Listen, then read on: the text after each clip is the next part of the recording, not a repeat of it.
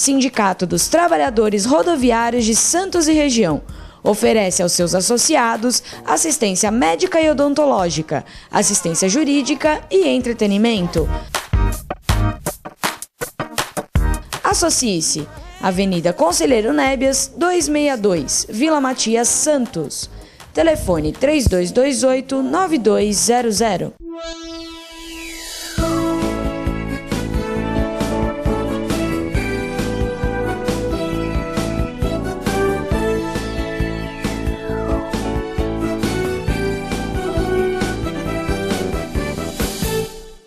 Alô, Baixada Santista, Ação e Reação chegando pela sua TV Com. Prazer muito grande contar com a sua audiência nesta segunda-feira, início de semana, convidando você desde já a participar do nosso programa. Hoje com a presença do advogado Dr. Rogério Merrana, gentilmente atendendo nosso pedido, e o Antônio Carlos Domingues da Costa, ele que está vindo aí de uma...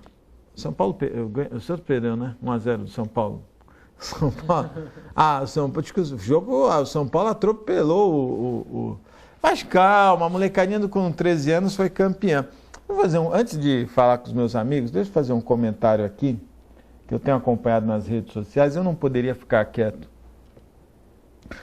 Eu passo todo dia, eu saio do Boqueirão Express Grill, pego o Canal 4 e passo todo dia em frente à Praça Palmares, né? E acompanhei a reforma da Praça Palmares. Na semana passada, não me lembro se na segunda ou terça-feira, eu vi os últimos acabamentos, eu vi que a praça, já tinham tirado parte dos tapumes, eu vi que tinha um monte de parede, tudo, é uma cor feia, um cinza escuro, né? E na hora, eu falei, caramba, isso aí a molecada vai aproveitar. Imaginei isso, né? Olha, os caras vão pichar aí, né? O chamado picho.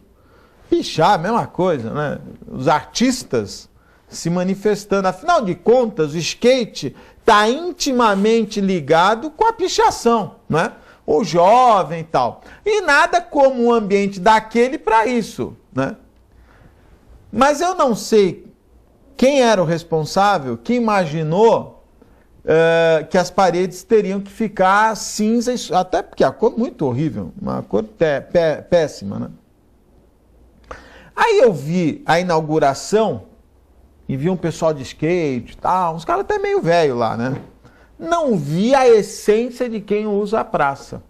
Não deu outra. No dia seguinte a praça, os caras utilizaram as paredes lá da Praça Palmares e fizeram pichações. Olha, o que teve de nego descendo a lenha, chamando de porqueira, porquice, vandalismo. Aí eu acho que o poder público ele tem que sentir a sociedade, não é? Não adianta o poder público ficar no trono, não é? Olhando de cima para baixo. Quando eu digo poder público, são os agentes, não é? Não estou falando do prefeito só, estou falando dos agentes, né? Os caras que estão ali para, afinal de contas, a gente paga, né, para o cara servir a cidade.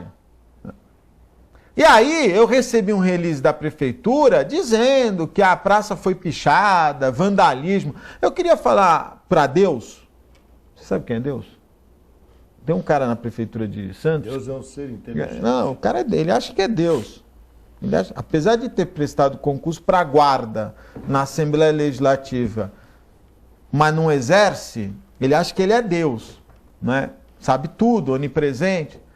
E Deus deve ter mandado escrever aquele infame, aquela nota infame dizendo de vandalismo. Ora, poxa, para, né? Uma pista de skate, um monte de parede linda, limpinha, lisinha. Tu não ia pichar, Fernando? Pô, lógico, né? O cara que vive do skate, a molecada... E aí... Por isso esse distanciamento. Então aí não adianta tirar foto com um monte de senhores de idade lá, porque 30 anos no skate já é velho. Não adianta tirar com alguns pseudo-lideranças e quem realmente usa o espaço foi deixado de lado. Eu acho absurdo alegar que o picho que fizeram lá na Praça Palmares foi vandalismo. Não foi, não. É ignorância daqueles que não conhecem. O certo seria um dia antes ter liberado para a molecada ter feito o picho. Que tem tudo a ver, né? vai ver que Deus, nesse dia, estava dormindo. Não, mas eu ia até... Boa tarde, boa tarde. Da forma que você colocou... Desculpa o meu desabafo. Não. É que eu vi um monte de gente criticando, falando sim. vândalos, não é? E aí por isso que a molecada tá assim, porque não é entendida. Mas você colocou com propriedade o seguinte, eu não vi ainda a forma que você está falando da pichação, mas geralmente ela tem uma característica, o próprio skate e outras que eles fazem, né, em torno, que seria uma arena, vamos dizer assim, esse tipo de pichação, mas não é pichação ofensiva, não tem nada escrito. Não. São desenhos, né? Sim, ou frases, ela forma, né? Ela forma, afinal de contas, nós estamos numa democracia, quer dizer... Comendo uma vacada, né? Um pedaço. Agora, é burrice desculpa a minha ignorância, né? Aliás, não a minha ignorância, a forma ignorante que eu vou falar, mas é burrice de quem arrumou tudo aquilo lá, que é uma empresa só, que inclusive é ligada lá ao Santos Futebol, só essa empresa faz obra em Santos. É impressionante como não teve a sensibilidade de imaginar. Se o cara picha uma parede em qualquer lugar, não vão pichar uma parede no skate? É complicado. Boa tarde, Rogério Merrano, obrigado pela tua vinda ao programa. Deixa eu dar um pitaco nisso, Augusto. Quero. Por favor, fica à vontade. Boa tarde, Augusto. Obrigado pela participação. Boa tarde, Augusto. Boa tarde, Carlos. Boa tarde a você que está assistindo a gente. Você sabe que isso a pichação tem uma questão cultural até, né? A psicologia fala disso, a necessidade da pessoa se colocar, se expressar, manifestar a sua opinião. E é muito característico da juventude isso, né? E nesses movimentos de rua, skate, hip hop, dança de rua, tá muito ligado isso tudo. Eu não sou um especialista disso, tá? Não vá você que está em casa achando que eu sou um expert disso, mas um pouco a gente acompanha por jornais e a gente vê. E uma solução que foi dada em alguns países do mundo, São Paulo está fazendo muito isso, é pegar esses espaços públicos que a pessoa vai ter, que é um muro, como o Augusto está dizendo, que a pessoa vai ter vontade de marcar o nome dela lá e se antecipar. E chamar artistas, são artistas de rua, que a gente, se não me engano, grafitagem, né? Eles fazem a grafitagem, chamar esses artistas, e Santos tem alguns artistas muito bons dessa arte, e chamar eles para eles se apropriarem desse espaço, porque aí já é um movimento cultural, aquilo entra, faz parte da raiz do pessoal que está lá. E tem até uma coisa curiosa, entre eles se respeitam. Exatamente. Na hora que o cara marcou lá... Não vem outro em cima. Não vem outro em cima e não, eu acho que a sensibilidade é tudo, né? O agente público ele tem que sentir. É ignorância de alguém achar que numa praça de skate, não é? Um equipamento específico para o skatista, não haveria alguém que ia falar, pô, não é uma parede, era um monte de paredes, né? Aí eu vi a prefeitura dizendo... Até porque já era assim antes, né? Já era assim, foi muito bem lembrado. E aí eu vi na nota da prefeitura que Deus mandou fazer, eu vi lá dizendo assim, dizendo que a prefeitura já iria promover a limpeza. Mais uma burrice! Porque todo mundo sabe, e você vai lá, limpa, e o cara vai lá e picha, aí você vai lá e limpa. Em vez de chamar a molecada, pessoal, vamos usar artisticamente esse espaço, né? Porque é deles. E Rogério, uma coisa interessante, é para dentro, né? Sim. Que é o muro interno, entre eles. Então Rogério, a Dilma vai nomear 15 juízes para tribunais regionais eleitorais em todo o Brasil. Ela começa na quinta-feira, ela nomeou 15 magistrados, né? Aliás, ela já fez a nomeação de 15 magistrados e uma nova leva de juízes está prestes a serem empossados, né?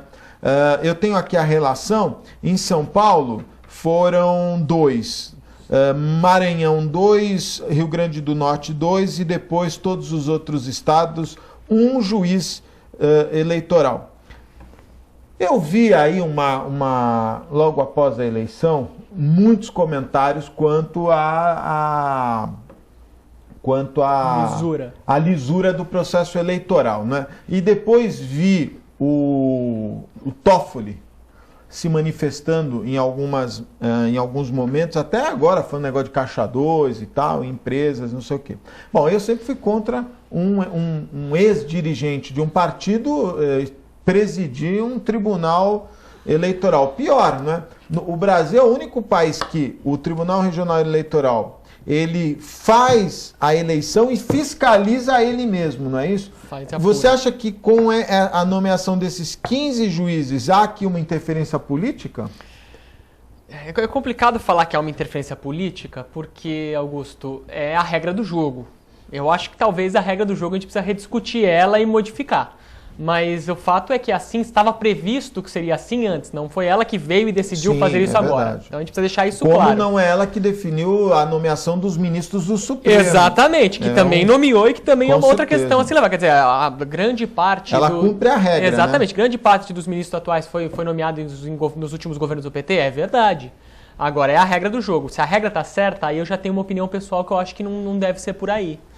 É uma opinião muito pessoal minha, apesar de que é a regra, que fique bem claro. Lógico. Mas Ninguém está descumprindo a lei. Isso, mas que eu acho que caberia aí uma revisão.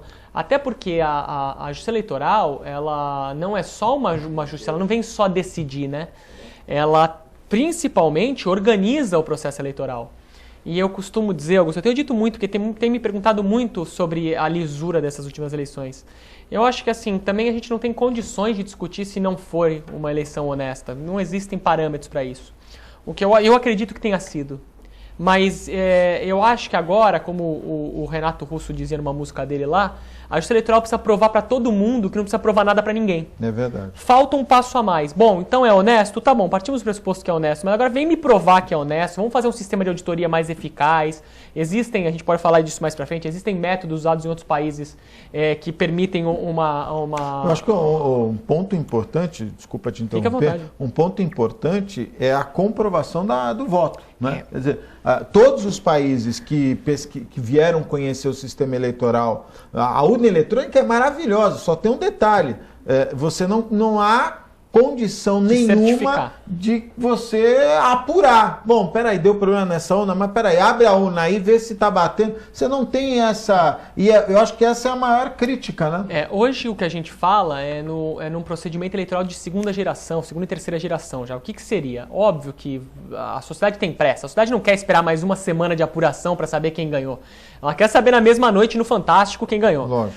Então o procedimento eletrônico vem para isso. Só que tem que ter uma forma de você fiscalizar se aquele resultado eletrônico realmente é real ou não.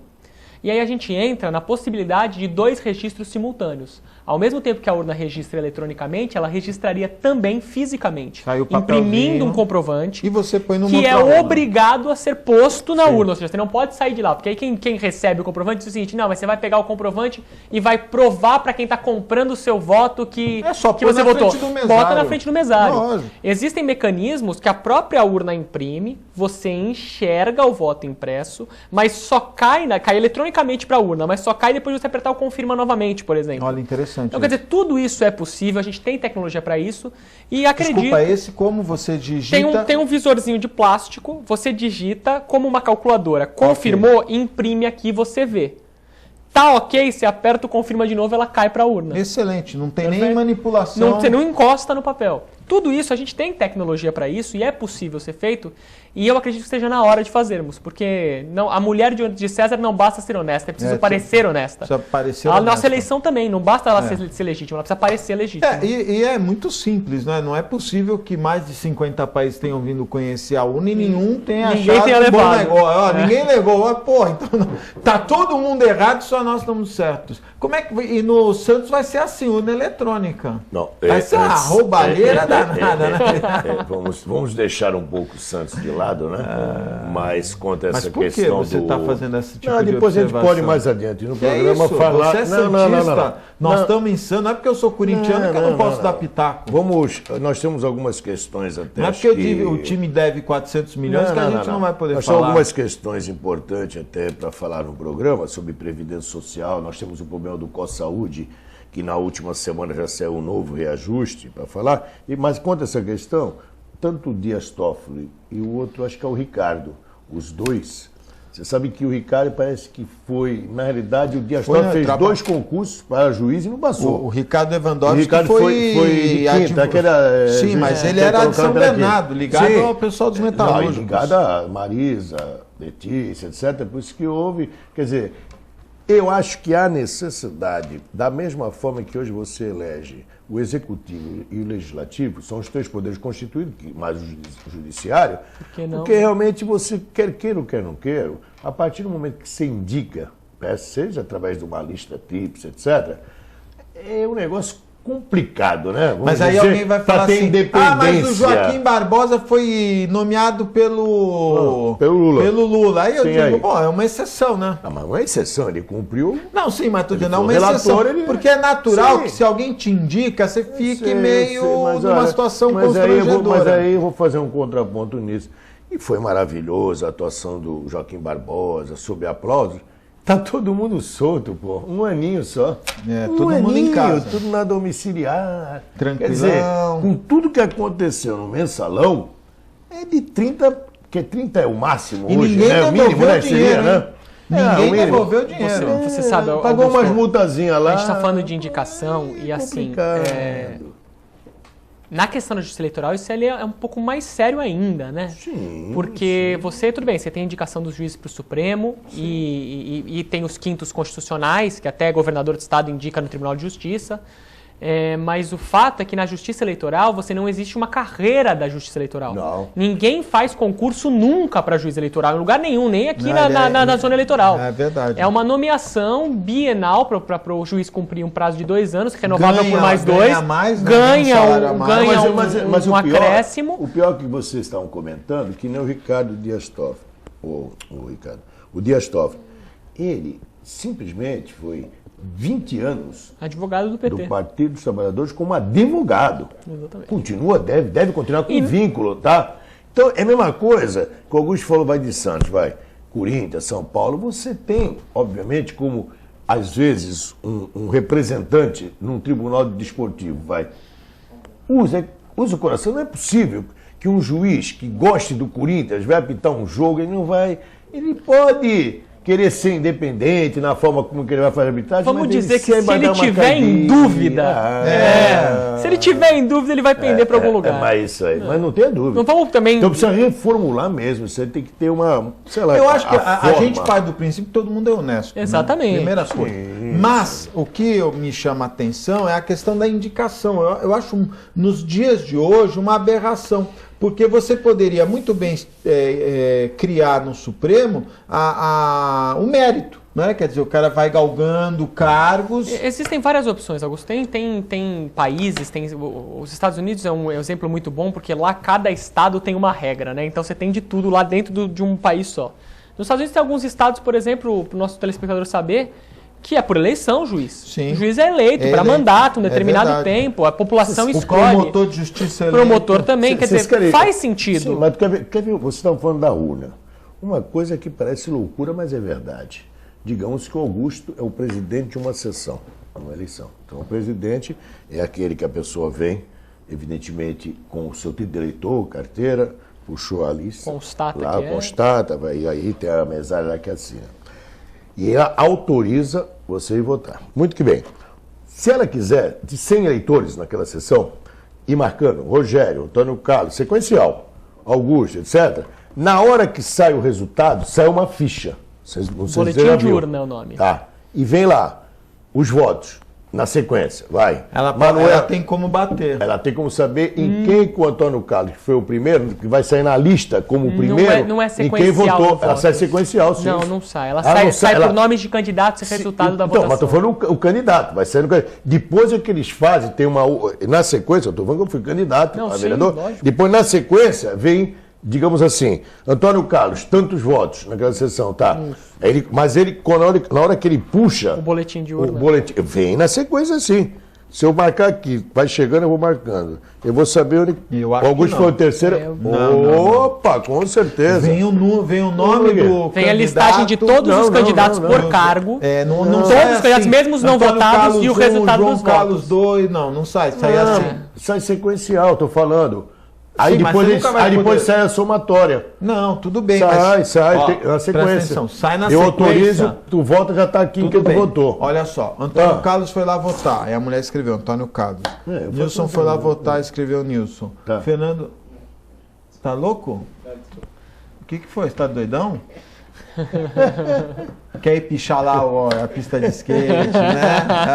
Foi convidado, né? Ah, é pro Rogério ficar mais certinho. Tá bom.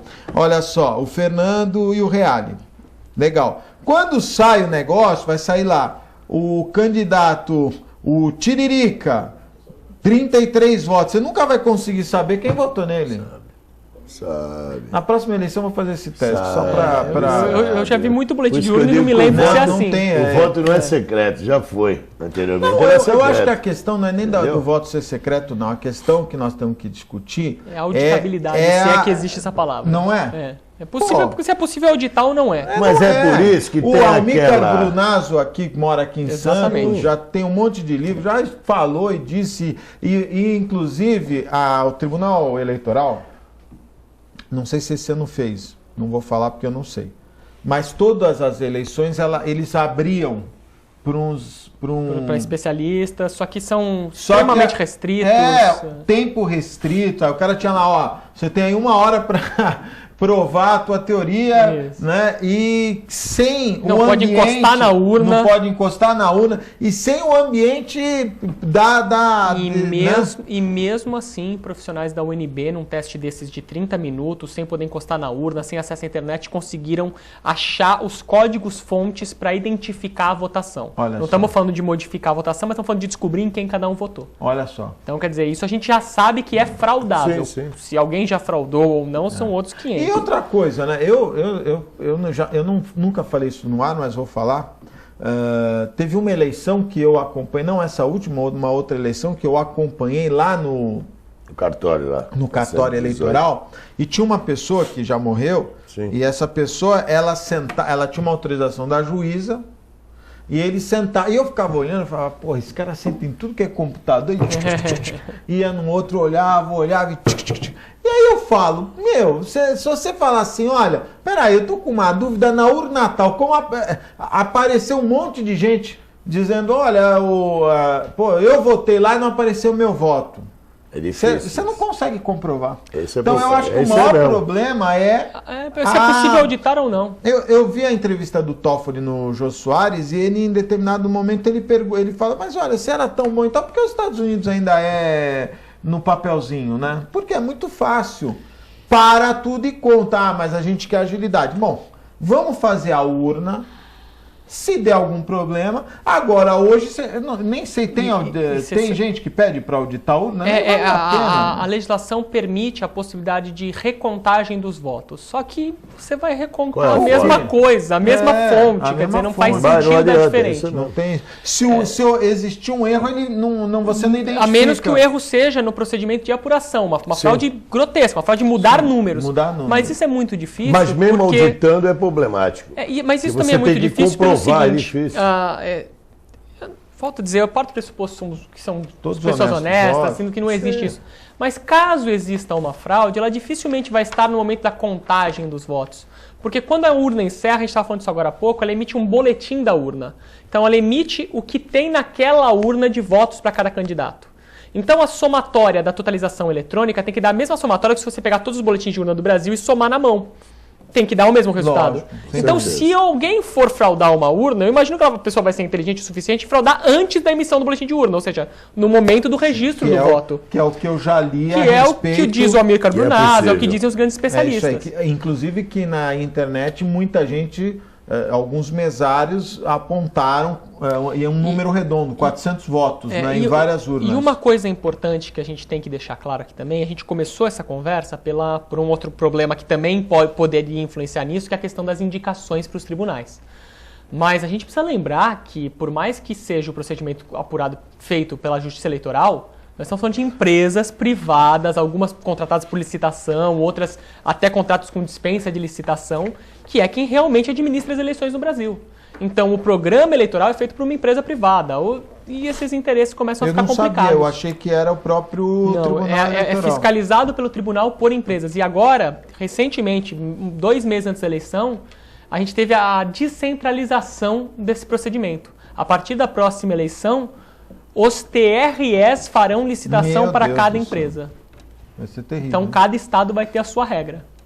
Ô Antônio Carlos, eu acho que essa questão é importante porque passa a gente tem que ter a garantia de um procedimento honesto, né? Nós acreditamos que já seja, mas nada como provar isso. A partir do momento que você começa a perder muito o controle, fica mais difícil, hein? Isso é uma questão que já não é de hoje. Eu me lembro que eu fui candidato em 1998 a deputado estadual. Já na época, tinha até um engenheiro aqui de Santos, Zé Menino, de eletrônica, tá? Que já tinha feito... um dos maiores especialistas em urnas eletrônicas do mundo. Ele São 16 anos. Ele se especializou nisso. 16 anos atrás, ele já questionava na época. E pior que ele comprovava, entendeu? Tem um livro, ele tem vários livros. Etc. Então, e até agora continua da mesma forma. Eu tenho certeza que uma grande parte do eleitor, ele ainda questiona a urna eletrônica no aspecto da legalidade dela, no que diz respeito ao seguinte: essa urna, certo? Ela tem um programa. Esse programa, só, como diz o outro, os cabeças dos partidos, que é indicado, é que vão lá, certo? Na reunião, auferir direitinho, se está tudo certo, etc. Desculpa te interromper. Só que só tem uma empresa que é contratada pela Justiça Eleitoral, no caso o governo, que procede, ou seja, faz o programa, etc. Que ninguém vê, não sei. E desculpa te interromper, mas os partidos vão para essa... Porque há um procedimento de prévio, né, de teste. Você faz lá uma votação simulada para ver se está tudo certo. Aqui em Santos aconteceu. Isso existe. Só que isso é feito sem nenhum acesso. É feito pelo juiz, na presença dos representantes do partido. Você não tem nem como saber que o sistema que você está testando é o mesmo que vai estar na urna. Não existe controle nenhum. É só uma demonstração ali. Vamos mudar de assunto. Antônio Carlos, tá com problema com a saúde de novo? É a questão do aumento, né? Não, o negócio é o seguinte, eu vou tentar didaticamente, até porque é meio complicado. Quando começar a falar em cálculo atuarial, etc., os caras ficam malucos. O que vem a ser isso? O plano, certo, nosso chamado COSaúde, na realidade, dos funcionários da COSIPA, tá? né? Não, no caso dos aposentados. Aposentados da COSIPA. Da COSIPA. E, obviamente, alguns que já são oriundos da própria Usiminas, até porque hoje quem está na atividade, quando ele aposenta, ele só tem uma garantia de até 2 anos. Ele faz uma opção, entendeu? No plano de saúde, eu digo no molde que é o nosso, que não tem idade. Senão ele vai entrar no fator idade. Aí é complicado. Porque uma coisa ele está na ativa, a Usiminas paga 80% do valor. Se é 200, ela põe 160, ele paga 40. Mas a partir do momento que ele sai, ele vai ter que pagar integral. Aí a Usiminas não vai colocar mais, tá? E entra em faixa etária, que o caso do ativo é faixa etária. Mas esse plano, ele na realidade é de 96, ele teve uma alteração em 2002, no caso quem administrava era a FENCO, né? Passou para a Fundação São Francisco Xavier, que até hoje administra. E em 2010, o presidente da Usiminas era um cidadão chamado Castelo Branco, que foi um desastre na empresa nos 2 anos e meio que lá esteve, né? Em tudo. Ele realmente, quase que a empresa afundou na época. E até por sinal ele queria, inclusive, vender a nossa própria fundação para o Bradesco. E o plano ia junto.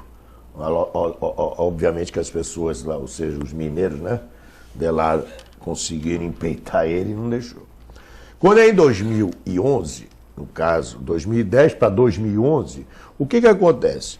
Nós temos hoje aproximadamente 139 mil beneficiários, considerando... Não, do COSaúde, do Plano de Saúde Usiminas, administrado pela Fundação São Francisco Xavier, que são os ativos da usina de Ipatinga, os ativos da usina de Cubatão, os aposentados lá de Ipatinga e BH e nós aqui de Cubatão. E aí tem Usiminas Soluções, Usiminas, tem uma série de empresas, tá?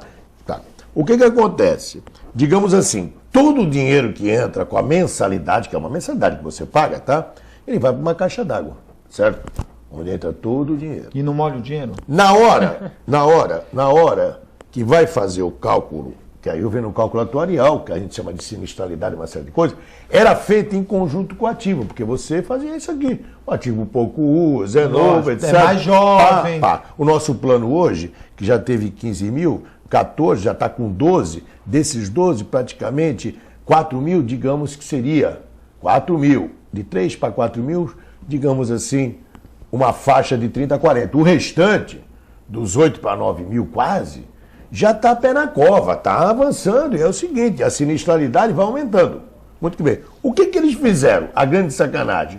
Em 2012, eles tiraram nós, digo, do COSAúde, tá? Esse grupo de aposentados da COSIPA, certo? Outrora COSIPA, tiraram do cálculo com ativo, separaram. A hora que separou, veio o primeiro reajuste, 58%, até porque a reserva que tinha de 14 milhões já tinha ido para o espaço. O ano passado, 42%. Esse ano, atenção, deixa eu concluir, esse ano, 58% de novo, certo? Porque trabalha, veja bem, Rogério, com crédito e débito, vamos dizer na linguagem popular, o que arrecada e o que paga. O que falta, alguém tem que pagar. Tira da caixa d'água. Hoje nós estamos devendo 37 milhões. Tira dali. Mas vai ter que repor, porque eu estou tirando do ativo. Muito que bem. O Sindicato dos Metalúrgicos entrou na Justiça em 2012. Aquela briga e essa briga que até agora não acabou. O que acontece? Foi ao tribunal e a Fundação e a Uzi Minas conseguiram duas liminares. Duas liminares, que foi mantida, não conseguiu caçar a liminar. A único juiz do tribunal decidiu o seguinte: desde 2012, todos os reajustes serão da ordem de 50%. 58 foi 29 em 2012. 42 ano passado, 21. E esse ano, 58, 29. Até, porque tem um processo correndo aqui na nona vara, até concluir o processo no que diz a parte da peritagem. Ou seja, o perito, inclusive, é o Miguel Rolo, né? Que até agora não entregou, diga-se passagem, o trabalho. A Uzi Minas, a Fundação já pagou, etc. Esse cara tem que pagar, não entregou. Para quando definir, que aí vem o pior ainda. E isso o tribunal já decidiu. Deixou bem claro. Quando decidiram finalmente, vamos imaginar que no finalmente perdeu a ação. É os 58, aos 42 e 58. Tem que pagar tudo os atrasados. Ou seja, hoje nós estamos pendurados com 80% nas costas. Digamos, deu 160 a somatória desses 3 anos, tem 80 aí pendurado. E o tribunal já decidiu que a fundação pode cobrar os atrasados. Tá? Que aí vai acabar é o plano. O plano em si hoje, pelo valor, que o problema todo é o percentual. Pô, 58, 42, 58, que agora é 29, né? Você vê a metade, então 29, 21 e 29 é um negócio que pega, né? Pô, 29%. Só que o plano em si, ele ainda continua no balizamento com os planos que tem aí fora, com as operadoras. Eu vou dar um exemplo. Por exemplo, eu estou no A, que 50% já passou para o plano A, porque não tem como pagar o plano B, que é a metade do valor do B. Eu hoje, a partir desse mês, com esse aumento de 29,02, vou passar a pagar, eu e a minha esposa, o equivalente a R$ 542. Olha só, os dois, porque não tem idade. Sendo que nós temos toda a rede aqui e nós temos São Paulo. Nós temos São Paulo, a Camargo, São Luís, o plano realmente ele atende. Porém, com uma outra situação. Nós pagamos consulta e pagamos alguns exames, entendeu? Que não tem como, que são seletivos, clínica, exames de laboratório, etc. Os grandes, que na tomografia, a ressonância, a gente não paga. Então, o que acontece? A situação hoje, ela está cada vez crescendo mais, esse passivo aí nosso, com o risco da gente não ter como pagar lá na frente, e que precisa de uma solução. Mas você já... E qual é... Vamos agora direto no assunto. O que vocês estão fazendo? Há uma mobilização nesse caso? Não, veja bem, o que nós precisamos fazer nesse primeiro instante, de uma forma, e faço aqui o apelo na questão do sindicato, que não adianta ficar fazendo assembleia, ficar falando que culpado é a Atema, que é a Braga, que é o Manuel, que é o Joaquim, etc. Na última reunião da quinta-feira, na quarta-feira, eu levei a diretoria toda na reunião para ver como é que funciona o esquema, porque dá a impressão que é só 2, certo? Está na hora, ou a gente senta, o sindicato, o Atema, a Braga, o Manuel, o Joaquim, com a empresa, com a fundação, para tentar encontrar um caminho. Nós temos que ter uma solução, independente da justiça. É difícil, né? Porque a justiça, doutor Rogério Thaís sabe, ela pode, isso aqui ainda está aqui em primeira instância, isso aí pode demorar 4, 5, 6 anos, sei lá, e aí? Mas e se perder? Como é que faz? Como é que ficam os atrasados? Já perdemos no tribunal, lá 2 liminares, não conseguiu caçar. E a coisa, eu acho, sei lá, que não vai ter Entendeu? Uma reversão da forma que a gente espera. Até para o telespectador entender, o nosso plano é coletivo. Não é individual, é coletivo, tá? Etc. Agora, por outro lado, nós temos um inquérito civil, a Atmas e a Abraco, tramitando aqui na promotoria, e eu acho que nós vamos fazer um chamamento nesse sentido, para, evidentemente, todos, porque tem que assinar, não adianta eu ir lá, enquanto instituição, certo? O Atmas, o Abraco, todo mundo assinar, porque eu entendo, doutor Rogério, telespectador e aqueles que estão nos ouvindo, são os aposentados, que realmente não poderia ter sido feita essa separação. Segregação, eu acho que era das massas. Segregaram, é isso aí, segregaram. Eu acho que nós tínhamos um direito constituído. Agora, nós precisamos ter documentos, obviamente necessários, para comprovar isso aí, que é o que nós estamos atrás. Tá? Comprovar que o que fizeram foi uma tremenda sacanagem. A Alzimina fez com a gente, a fundação, tremenda, e a gente sempre fala nas reuniões, nós não aceitamos isso. Pô, separaram nós.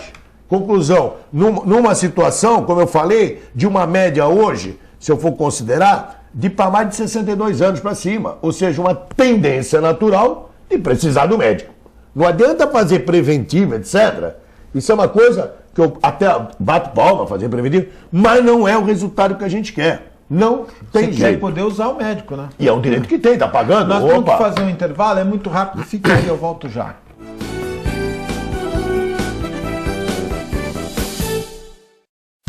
Com o objetivo de atender cada vez melhor, o Plano de Saúde Santa Casa oferece a você e a sua família uma ampla rede de atendimento em Santos, São Vicente, Praia Grande, Cubatão e Guarujá.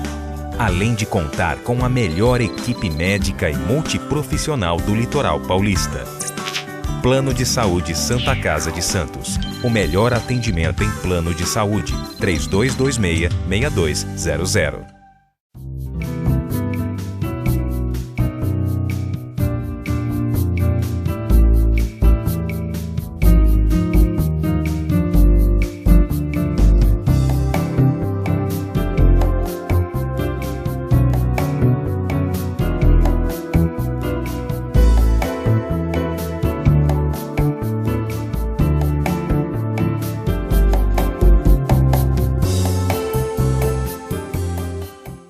Buffet Maison Vanut, um novo conceito em festa. Requinte e sofisticação no mesmo espaço. Atendemos todos os tipos de eventos, aniversários, casamentos, festas infantis e confraternizações. Venha conhecer nossos ambientes e faça o seu orçamento. Buffet Maison Vanut, Avenida dos Bancários, 42.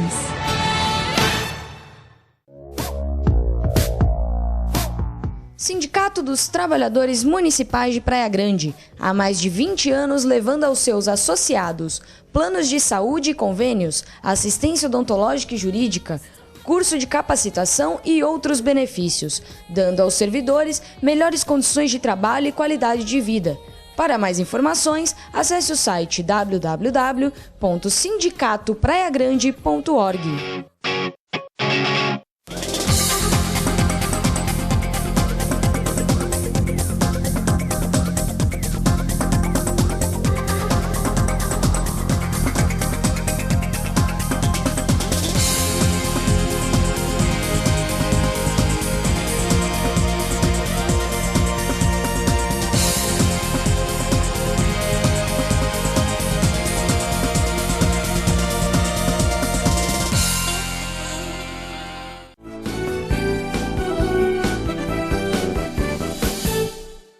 Estamos de volta ao vivo. E, né, nós estamos falando dessa questão eleitoral, mas antes eu preciso mandar um abraço especial aos meus amigos da Ozan.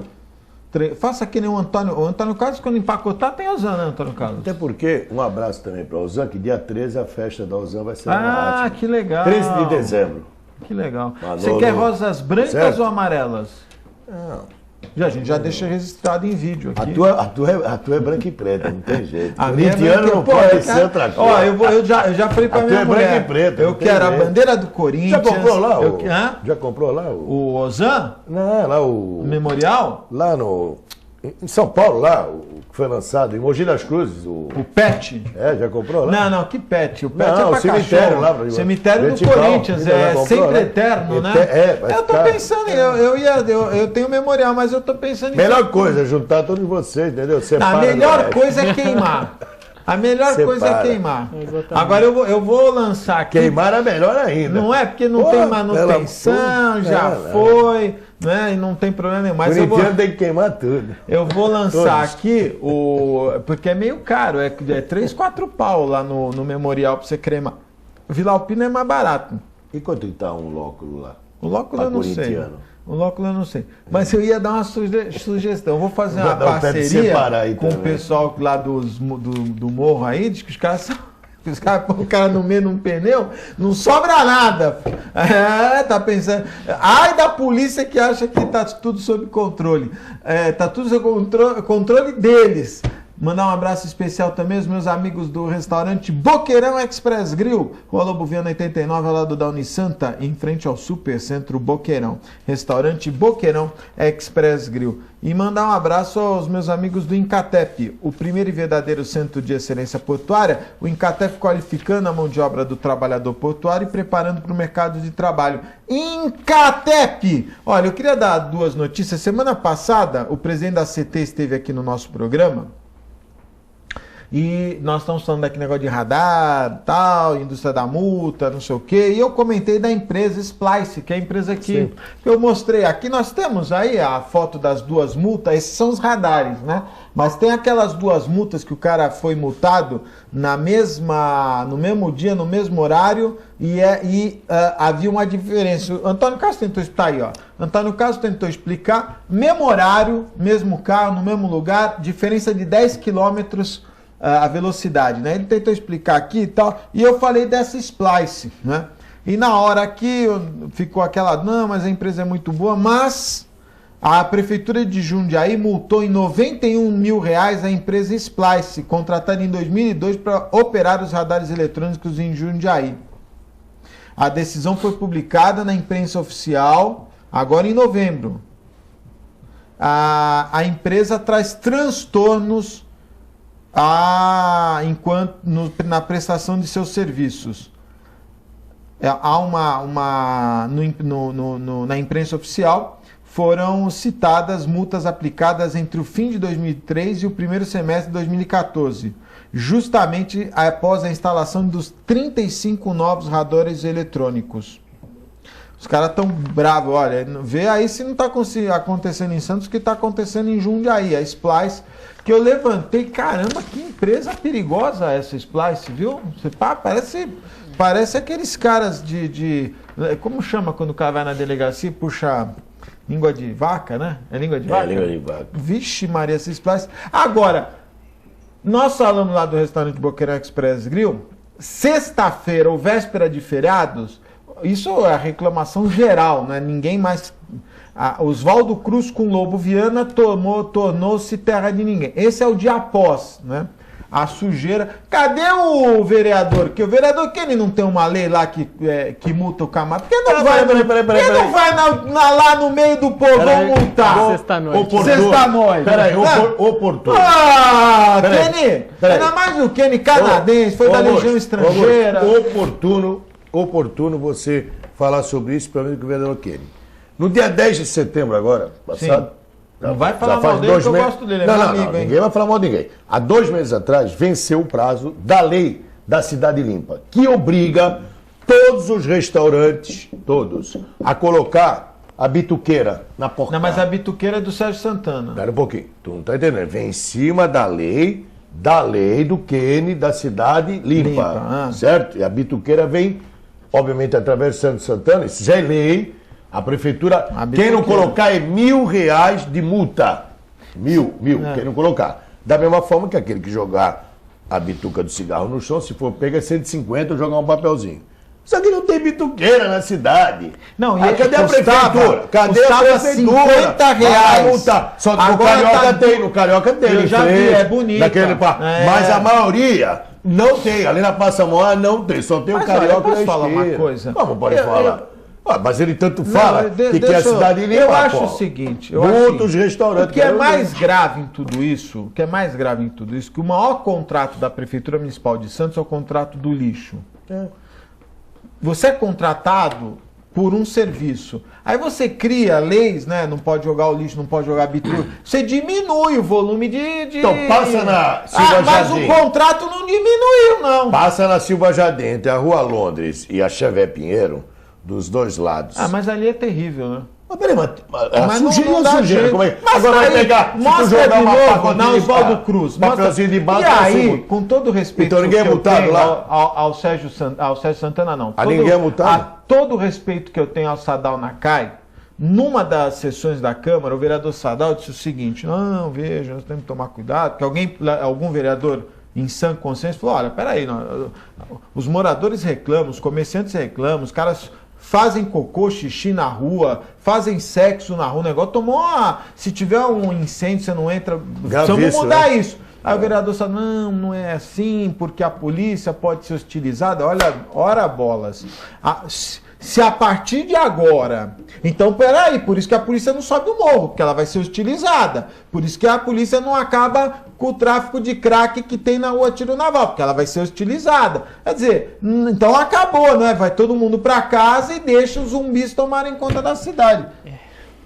Não é verdade? Porra, como é que a polícia vai ser hostilizada, por isso que eles não podem ir lá? Que ponto chegamos? Que ponto chegamos? Não tem cabimento. Isso realmente é uma aberração da natureza, né? Mas fica aqui o nosso registro. Vamos voltar, posso voltar no tema de eleições, que eu queria fazer uma pergunta para o Rogério. Só quero falar alguma coisa da Previdência. Sua autorização. Você quer comentar não, só queria falar alguma coisinha da Previdência, mas é rápido. Você quer comentar alguma coisa desse contrato aliás, contrato não, desta reclamação do Antônio Carlos? Eu quero falar aqui como cidadão. Eu acho um absurdo o tratamento que esse país dá em termos de garantias legais, principalmente em questão de plano de saúde para os aposentados. É vergonhoso. A gente tem um Estatuto do Idoso que ajuda, mas muito pouco resolve. Então, eu só queria deixar registrada essa minha opinião tem aqui. que ser, algumas questões têm que ser, digamos assim, dentro da própria lei, ser regulamentada, exatamente, adaptada. É complicado. Mas, olha, o que eu mais vejo em reportagens eu já vi várias vezes pessoas de idade, 60 anos, 70 anos, aí o cara diz assim: caramba, eu paguei 30 anos o plano, nunca precisei, agora eu estou precisando, eles não me atendem. É isso aí. Né? Porque você está jovem... Isso é que nem seguro de vida. Você não usa. Né? Exatamente, eles não pensam assim. Ninguém enxerga plano como um seguro, mas as operadoras. Assim, eu digo assim, é que nem um carro. Você tem um carro e você faz um seguro, porém você não quer bater o carro, óbvio, né? Isso. Entendeu? Mas bater pelo menos está coberto. Saúde é a mesma coisa. Ninguém quer ficar doente, eu pelo menos não quero algum. Mas se você ficar, pelo menos tem um plano. Agora, o que acontece? Ele acabou de falar.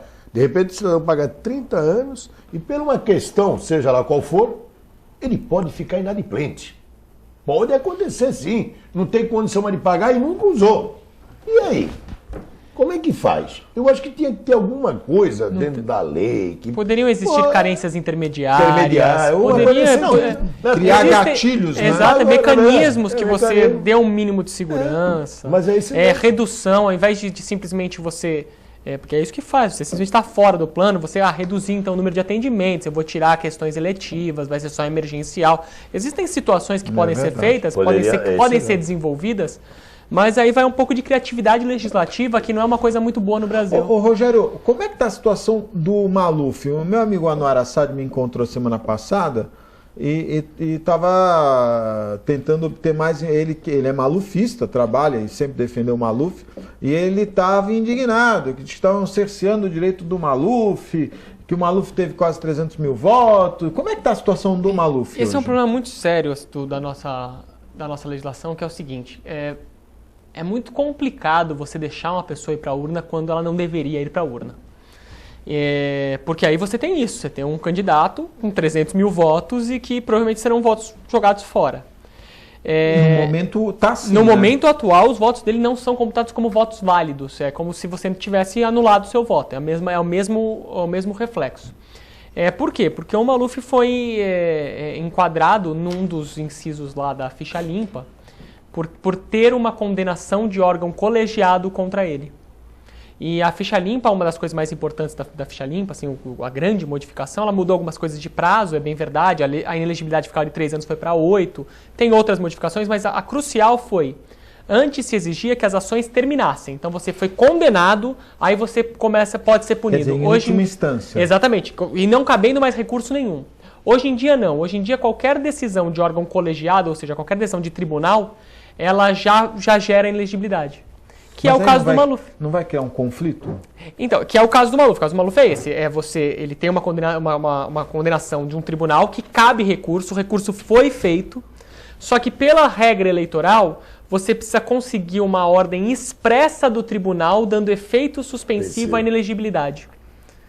Se você não tiver essa regra expressa, a inelegibilidade passa a incidir daquela condenação. E não deram ao Maluf isso. E aí o problema todo é o seguinte, quem julga o registro da candidatura e que diz que, portanto, os votos do Maluf não podem ser válidos é a Justiça Eleitoral. Só que quem não concedeu esse efeito suspensivo é uma outra justiça. E você não pode, na Justiça Eleitoral, reclamar daquela decisão.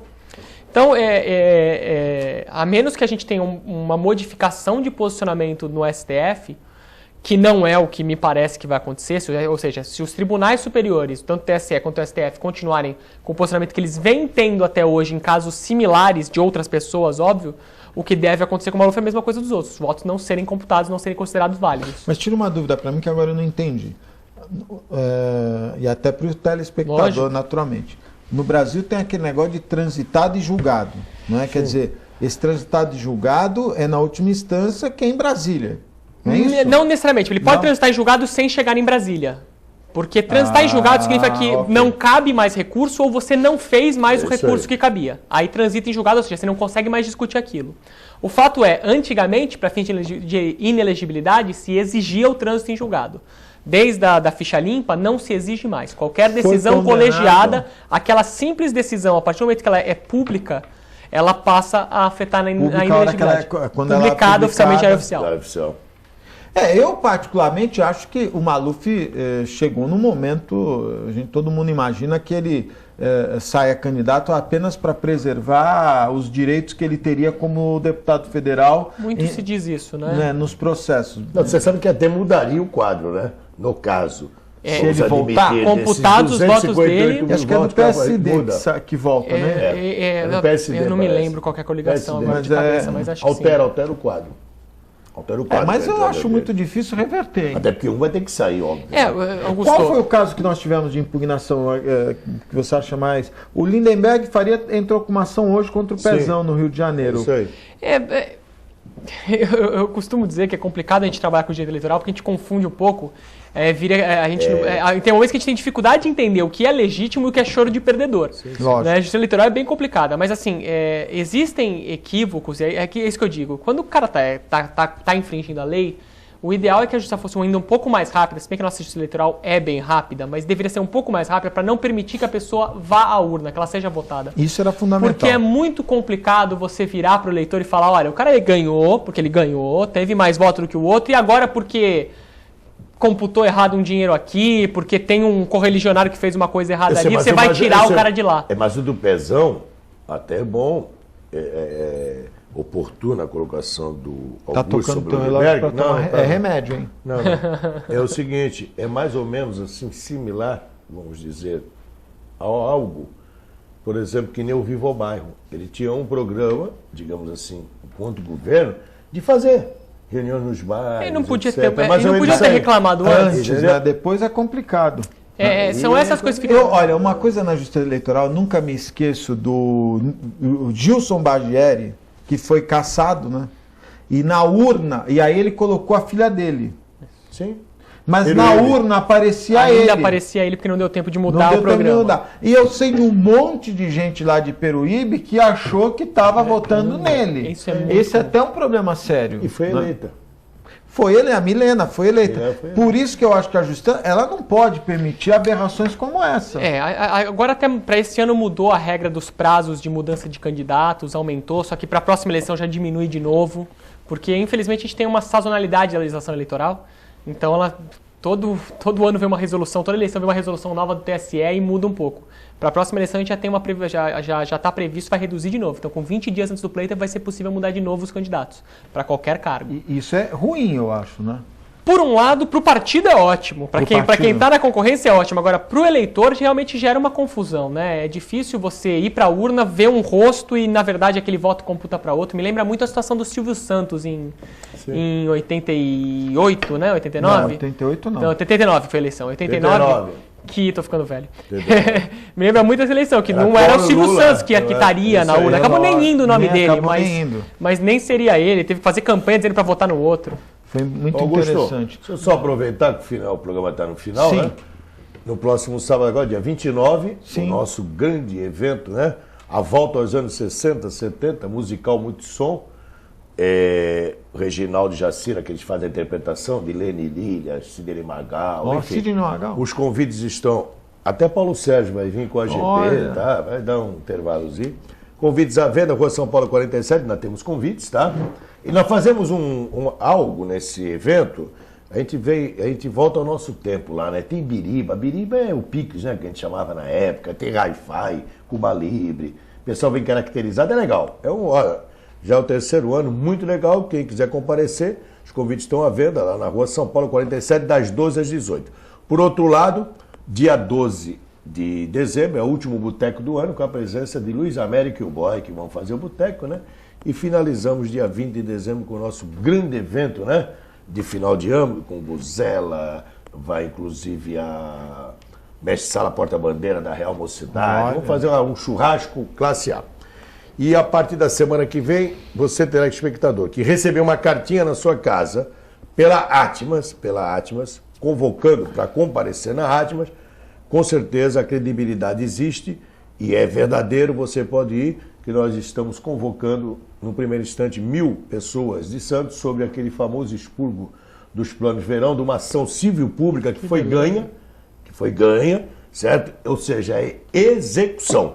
Então quem receber compareça, vai ter lá advogado para, evidentemente, dar as explicações necessárias para dar entrada, que é para executar e para pegar o dinheiro. E tem casos que o prazo é até 4 meses, 8 meses, depende, entendeu? Que é a execução, que é da antiga Nossa Caixa, que hoje é o Banco do Brasil, né?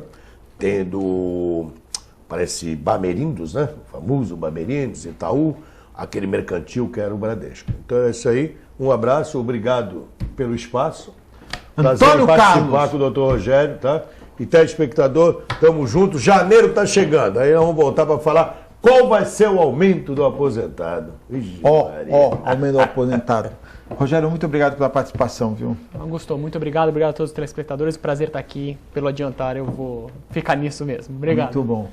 E nós estamos indo embora, mas voltamos amanhã às 1h15 da tarde, ao vivo, direto aqui dos estúdios da TV Com. Forte abraço, até amanhã, se Deus quiser. Ilha de Querer, tchau.